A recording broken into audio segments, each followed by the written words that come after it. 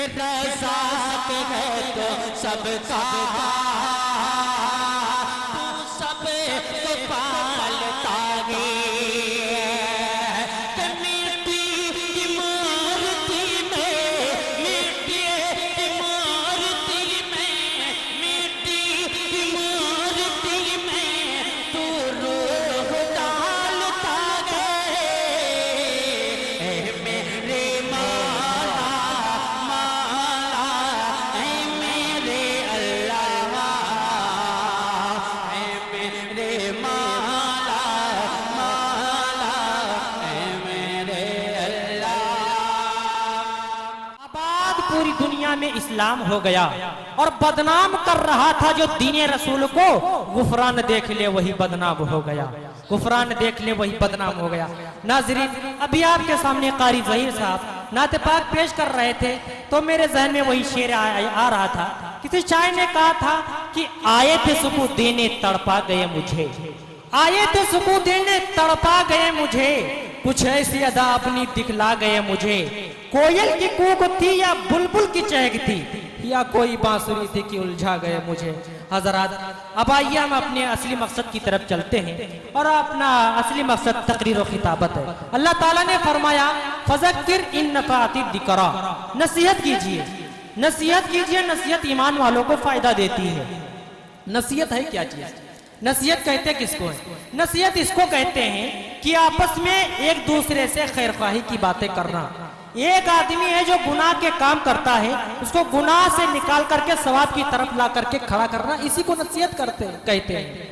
آپ کو پتا ہوگا کہ حضرت سلیمان علیہ السلام کا لشکر جا رہا تھا تو کچھ چیونٹیوں نے اپنے تمام وہاں پر جو اکٹھا تھی چیونٹی، ان سے کہا تھا اپنے بلوں کے اندر داخل ہو جاؤ، چلی جاؤ، ورنہ سلیمان کا لشکر تمہیں کچل ڈالے گا۔ تو ایک چیونٹی کی بات حضرت سلیمان علیہ السلام نے سن لی تھی، سن لیا تو مسکرائے، اور اس کے بعد میں آپ دیکھ قرآن کریم میں اس کا تذکرہ دیا ہے، اس کا تذکرہ کیا گیا ہے، اللہ تعالیٰ نے اس کا تذکرہ قرآن کریم میں کیا ہے کہ ایک چیونٹی نے تمام چیونٹیوں سے خیر خواہی کی بات کی تھی، نصیحت کی بات کی تھی۔ جب ایک چیونٹی تمام چیونٹیوں سے نصیحت کی بات کرتی ہے تو اللہ تعالیٰ کو اتنا پسند آتا ہے کہ اس کا تذکرہ قرآن کریم میں کرتا ہے۔ تو اگر ایک انسان دوسرے انسان سے نصیحت کی باتیں، خیر خواہی کی باتیں کرے تو اللہ کو کتنا پسند آئے گا۔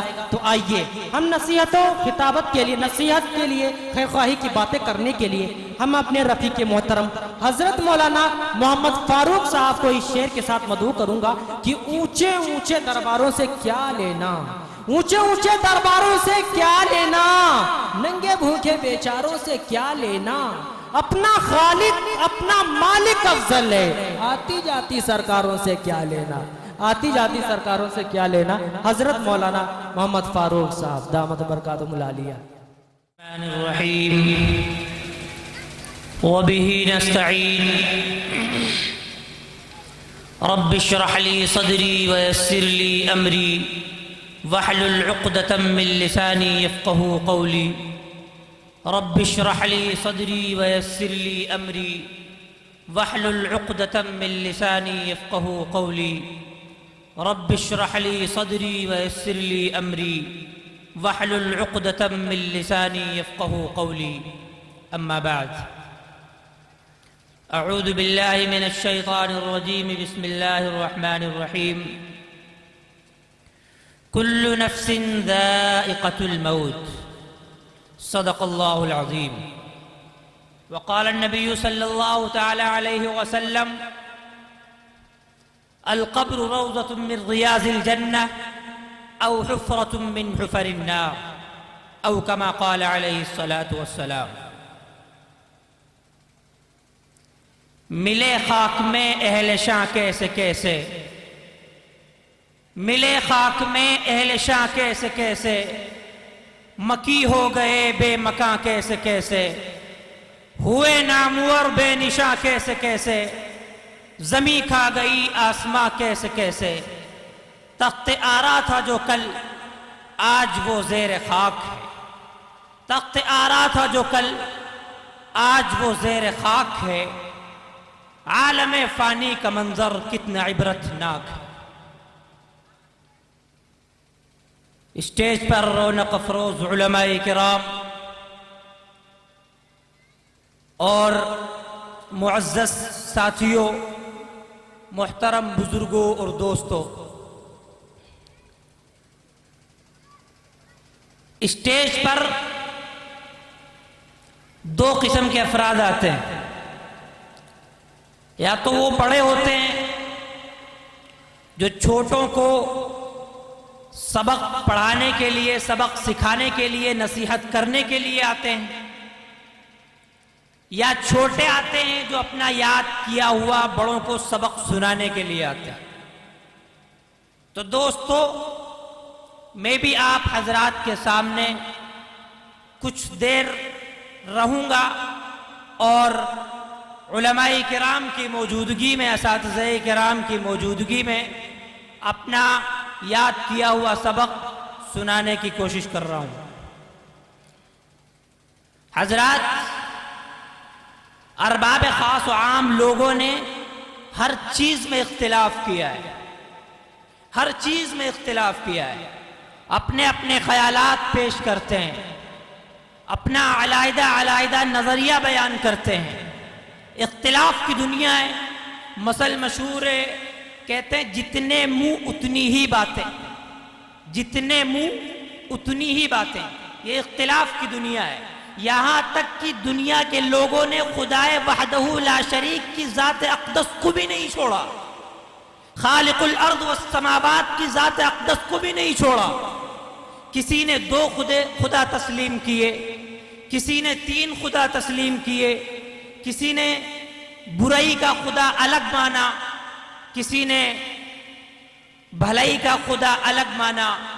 مشرکین عرب نے 360 خدا مانے، اور ہندو مذہب کے لوگوں نے تو حد ہی کر دی، کہہ دیا کہ 33 کروڑ خدا ہیں، 33 کروڑ خدا ہیں۔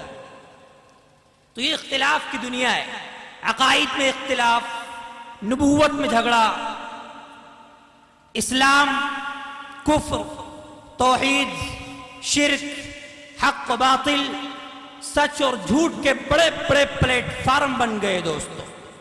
لیکن دنیا میں کسی بھی مذہب سے تعلق رکھنے والا انسان ہو، کسی بھی جماعت سے تعلق رکھنے والا انسان ہو، کسی بھی فرقے سے تعلق رکھنے والا انسان ہو، چاہے مرد ہو یا عورت، چاہے عربی ہو یا عجمی ہو، چاہے چھوٹا ہو یا بڑا ہو، چاہے بادشاہ ہو یا رعایا ہو، چاہے عالم ہو یا جاہل ہو، سب کا اس بات پر اتفاق ہے کہ ایک نہ ایک دن ہمیں موت کا لقمہ بن کر اور قبر کی منزل کی طرف ہمیں جانا ہے۔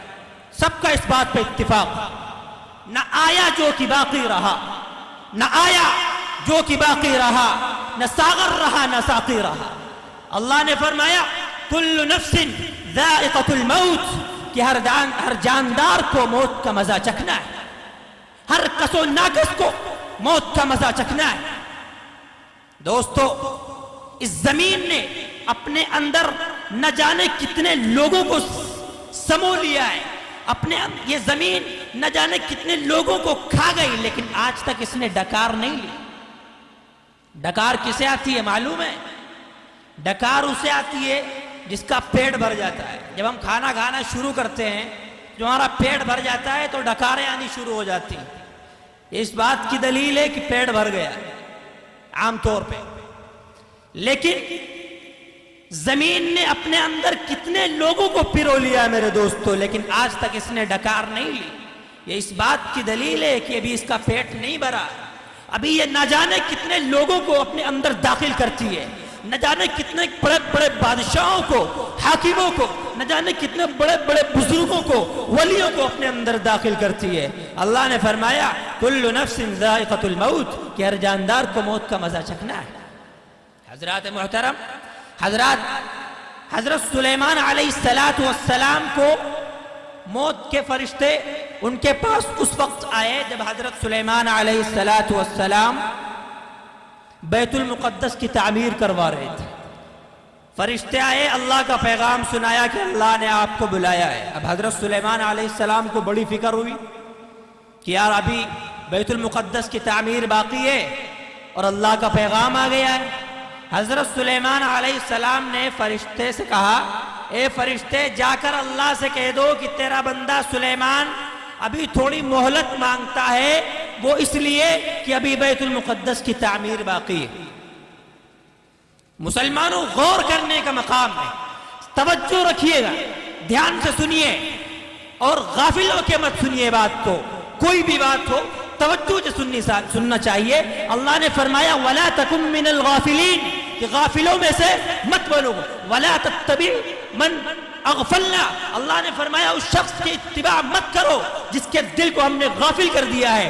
وَلَا تَكُن مِّنَ الْغَافِلِينَ تم غافل ہو کہ کوئی بات مت سنو۔ اس لیے دوستو ذرا توجہ رکھنا، دھیان سے سننا، یہاں پہ غور کرنے کا مقام ہے۔ حضرت سلیمان علیہ السلام نے فرشتے سے کہا اے فرشتے اللہ سے جا کر عرض کر دو کہ تیرے بندے سلیمان نے ابھی تھوڑی مہلت مانگی ہے، وہ اس معنی کر کہ ابھی بیت المقدس کی تعمیر باقی۔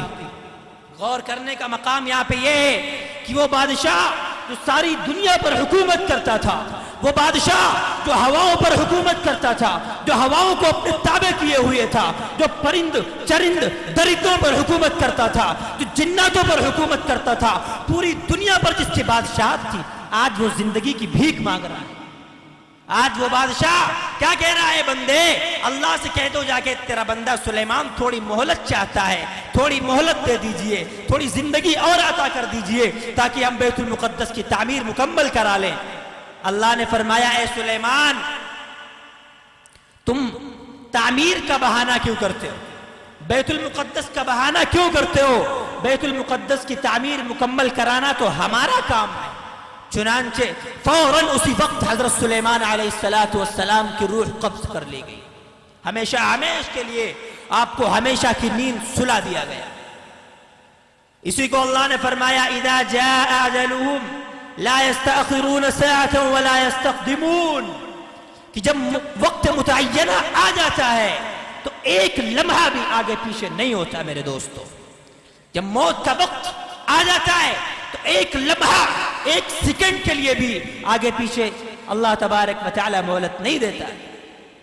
دوسری جگہ ارشاد فرمایا اینما تکونوا یدرککم الموت ولو کنتم فی بروج مشیدہ کہ جب تمہارا وقت متعینہ آ جائے گا تو تم چاہے جتنے مضبوط قلعوں میں گھس جاؤ، چاہے سرنگوں میں چلے جاؤ، غار میں چلے جاؤ، تمہیں موت آ کے رہے گی۔ اس لیے میرے دوستو ہم میں سے کسی کو نہیں پتا کہ موت کہاں اور کیسے اور کب آئے گی۔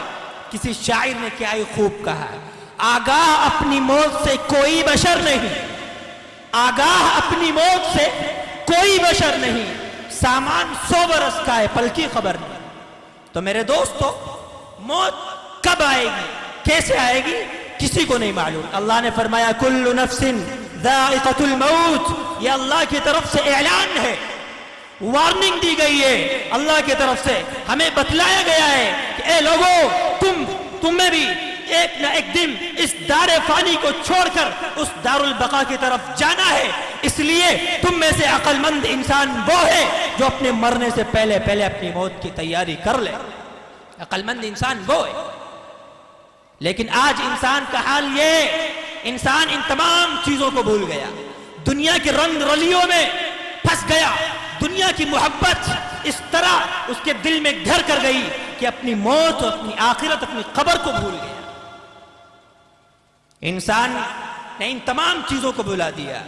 اس سے پہلے ہم ہزاروں سال روح کی کیفیت میں رہے میرے دوستو، پھر اللہ تبارک و تعالی نے اس روح کو ہماری ماں کے پیٹ میں منتقل کیا تو ہم چند مہینے اپنی ماں کے پیٹ میں رہے، پھر اللہ تبارک و تعالی نے اس کے بعد ہمیں دنیاوی زندگی بخشی تو ہم دنیا میں آئے، پھر چند ماہ یا چند سال گزار کر ہمیں اس دار فانی کو چھوڑ کر اور قبر کی زندگی کی طرف ہمیں جانا ہے جہاں ہزاروں سال ہمیں رہنا ہے۔ اس کے بعد میدان حشر کا 50,000 سال کا دن ہے، اس کے بعد میزان عدل قائم ہوگی، اس کے بعد اچھوں کو جنت اور بروں کو جہنم سے نوازا جائے گا۔ میرے دوستو یہ ہے انسانی زندگی کے مراحل، تمام انسانوں کو ان سب مرحلوں سے گزرنا ہے۔ اللہ کے نبی علیہ السلام نے فرمایا القبر روضۃ من ریاض الجنہ او حفرۃ من حفر النار کہ قبر جنت کے باغوں میں سے ایک باغ ہے یا جہنم کے گڑھوں میں سے ایک گڑھا ہے. اب یہ